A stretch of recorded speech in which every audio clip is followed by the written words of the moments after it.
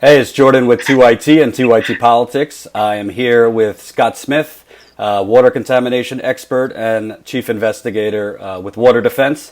Scott, we've been going into communities, including East Chicago, Indiana, to do water testing. And this coming week, on Wednesday, you will be speaking at an EPA conference in Minnesota. They've invited you to speak. You have the paperwork to prove it. Nice change in course compared to some of the other things they've said about you over the years. I want to start before getting into what you're speaking about. Was this invitation from Barack Obama's EPA, or did this come after Scott Pruitt became the EPA administrator? Actually, this came under Barack Obama's EPA, but the direct invite came from Mark Durno, the on-scene coordinator for Flint. He is in charge for the EPA of the day-to-day administering of Flint. Okay. And this conference is specifically about Flint, or there's other things being discussed? It's a regional roundtable meeting. So there's each region, there are 9 regions of the EPA.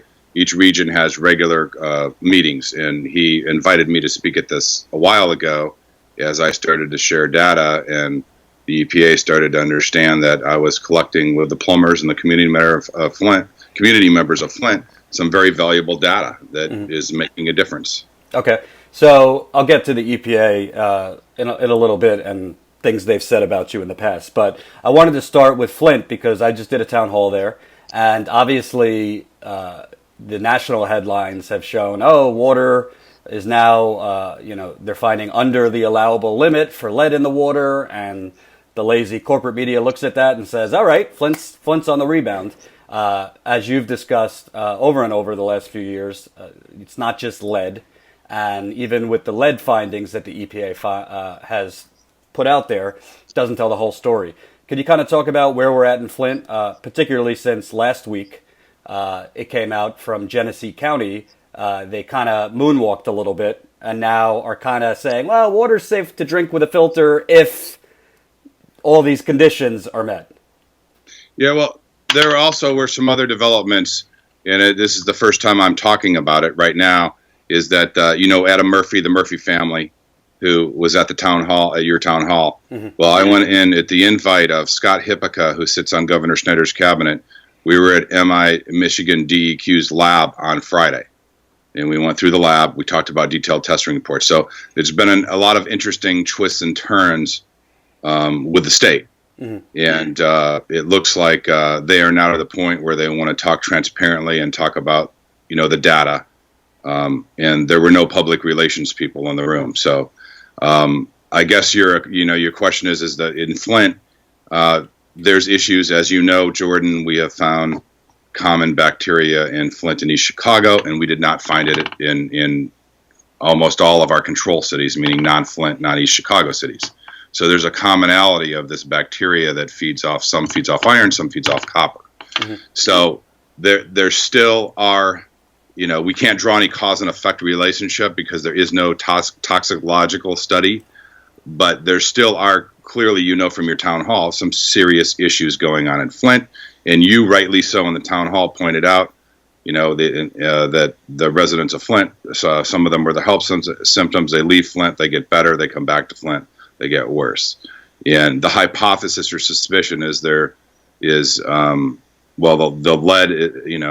lead appears to have improved, but the issue is how, is it adequate? I can't, I'm not in a position to answer that, but there appears to be issues with potentially some other chemicals and bacteria in Flint.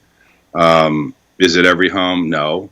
But again, with all the millions of dollars in Flint, where did it go, and why isn't thorough testing being done? It's kind of the same dilemma. Right. So when you say that you met with state officials and no PR people, and they're being ready to be a little more transparent, can you flesh that out a little more? More transparent about what? Yeah, they're talking about doing side-by-side testing with me, and I have to tell you, these are all the people that the PR people won't let you talk to. And, I don't want to demonize anybody because these people at the Michigan DEQ lab, they did show care and concern for the Murphys and for the people still, struggling to recover. And in my mind, Jordan, it's long overdue. And the bottom line is you get rid of the PR people and get rid of the false narratives, and everybody has a vested interest to help the people of Flint, because that's what it's about. So when you say the Murphys, if the audience doesn't know, he's a 37-year-old gentleman who was at the town hall, father of five, very ill with neurological problems and all sorts of things, to the point where his wife has to basically take care of him now. You were going through his test results with them? Correct. Okay. So I want to ask you, because the headlines recently, a settlement was reached and 18,000 pipes are going to be changed in Flint by 2020. This was a lawsuit with Melissa Mays, who's a Flint resident, some other plaintiffs against the state of Michigan, and a judge ruled in their favor. But in the meantime, what in the short term right away needs to be done? Because as we've talked about, it's not possible to declaratively say water is safe to drink with a filter, and there's not other concerns. Do they have to? Should they be delivering water home to home? What other safety precautions need to be made? Because 2020 is not coming soon. Yeah, and based on what I've seen is I know they're eliminating the water delivery, but those Flint residents, I think, should have a choice of water delivery, and I think that option, unfortunately, has been taken off the table. There's a lot of different filters. I've looked at them, but you don't, especially with the talk of particulate lead, when they start changing pipes, some of these filters may be bombarded with particulate, not the dissolved lead. And you don't know when these filters are used up. My greatest concern is, yes, some of these filters appear to work very well, but they all have a maximum capacity, and giving someone a false sense of security is just as dangerous as panicking them for no reason. And I'm concerned about a false sense of security.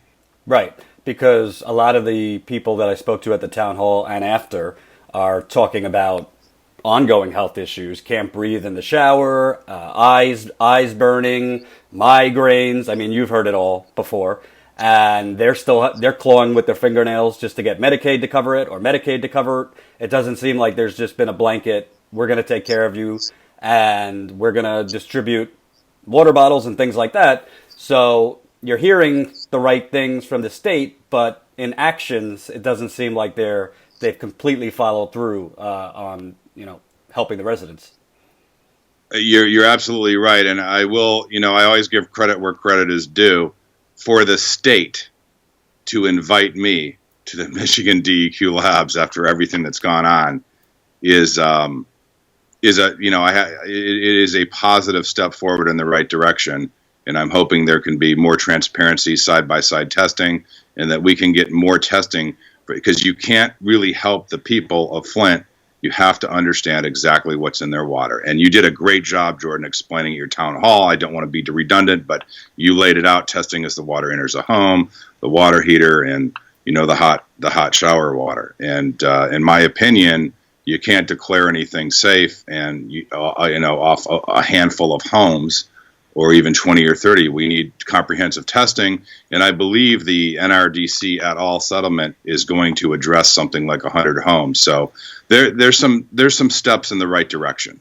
And you know me not to sugarcoat things, so let's get down to the nitty gritty. In the past, and I've seen it just from the EPA reaching out to me, they have discredited you. They have kind of called your theories junk science, and he's not a scientist, yada yada yada. Something has seemed to change for them to want to work hand in hand. Don't want to get you in trouble, because I know you're speaking in 2 days. But what has changed? Because it went from, this guy isn't a scientist and yada yada yada, to now you're speaking on stage. They're meeting with you at a lab. What's changed?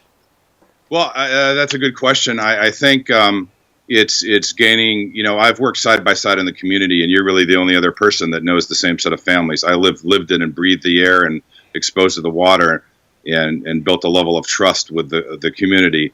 And I think again, I think it's the old playbook. And since the state and the EPA have called off the public relations attack dogs, and that's what's changed. Mm-hmm. And I point out, if you look up the definition of science in the Webster, it's science or a scientist is someone who acquires knowledge in a systematic way with independence. Mm-hmm. And that's what I've done. I think as the facts have played out, Jordan, and as actually to your credit and the Young Turks covering the real story in Flint that CNN and Time refused to cover for whatever reason, I don't know what their agenda is it's hard to refute acquiring the knowledge and the facts in a systematic way. Again, I'm the only one that's provided any detailed lab reports, and they've still provided spreadsheets.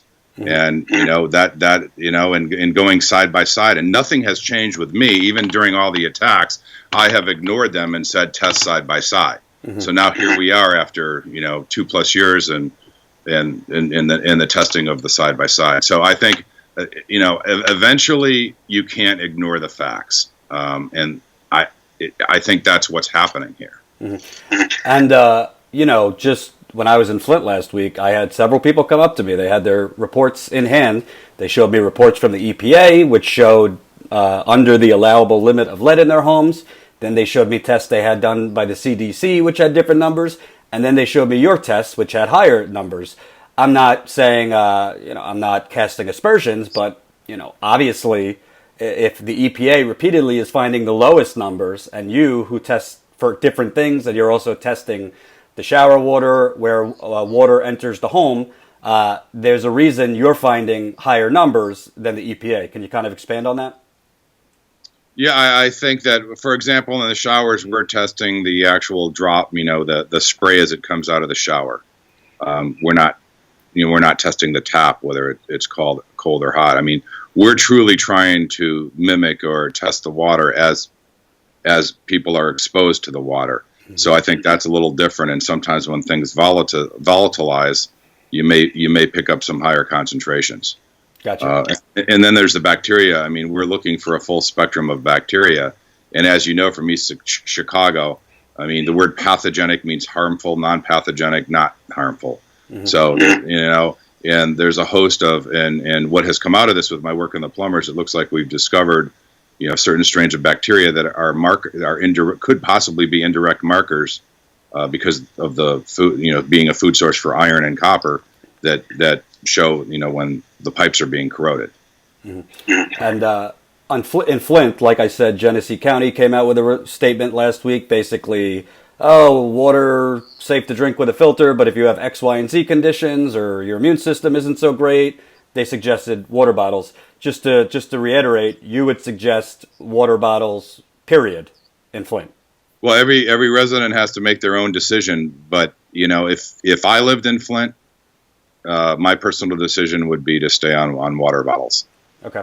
And lastly, I wanted to just nationalize it for a second, because a lot of people that are hearing the EPA is having a conference on Wednesday, and the EPA and the state are now working hand in hand with you, might be suspect, because there's a lot of people who are worried the EPA is going to cease to exist soon. Not that I wouldn't go as far as to say it's hand in hand, but I would say this is a step in the right direction, which I appreciate, because it's about the community of Flint. I'm willing to forget about the past and the attacks. I can take, as long as it's about the people of Flint, and I'm happy to forget the unfounded attacks and all the defamation. If the people of Flint get the help, the people of East Chicago, that's what I care most about. And there's been, I wouldn't use the word hand in hand, but there's a concerted effort for a professional, respectful acknowledgement now of the work that I've done in Flint on behalf of the residents. And it's and the EPA is not being eliminated from my dealings with the EPA. In fact, the regions may be getting more authority. They may have hiring freezes, but in some ways, we don't know. In some ways, irrespective of, this is not a climate change discussion. That's for a different day and all that other policy stuff. But the EPA actually might become more efficient on a regional basis, and they might be able to take quicker action. I'm actually, I know this, the general public may not understand this, but I'm encouraged with what I've seen. All I have to judge by is Mark Durno and the people, the non-PR people, kind of clearing the decks to work with me. You know. So since Scott Pruitt was confirmed, which was, I believe, 2 months ago, you haven't seen a scaling back in terms of the regional EPA. So District 5 oversees Flint and East Chicago. There's different districts that oversee different areas. You have not seen a scaling back in terms of wanting to investigate places like Flint, East Chicago, and other areas. I have not, and there's ongoing active investigations, not for this call, but there's one for dioxin contamination. You and I will be following up on Long Island. There's some in Michigan. There's a whole host of other issues to follow up on. And, you know, the EPA, there's the Oil Spill Liability Trust Fund and the super funds, and those are well-funded liquid assets that are earmarked, and the EPA is still going to be doing that. So, you know, now I can't comment on what, you know, there may be hiring freezes, and, you know, it may be that you know, a lot of the problems I ran into were the public relations people in Washington kind of buying into the false narrative. So a lot of them are no longer there. I mean, It's kind of surreal. I mean, a lot of them are no longer there now. Whether that's correlated to them working with me more, I don't know for sure. Great. All right, I'll follow up with you, see what fireworks come on Wednesday as you speak, and we'll be in touch. I know you're working on some other cities and states with other contamination issues. That's going to be something I stay on throughout the year. So thank you as always for explaining it, taking the time, and take care. Okay, I'll be in touch, Jordan. Thanks. Okay. Bye. Bye.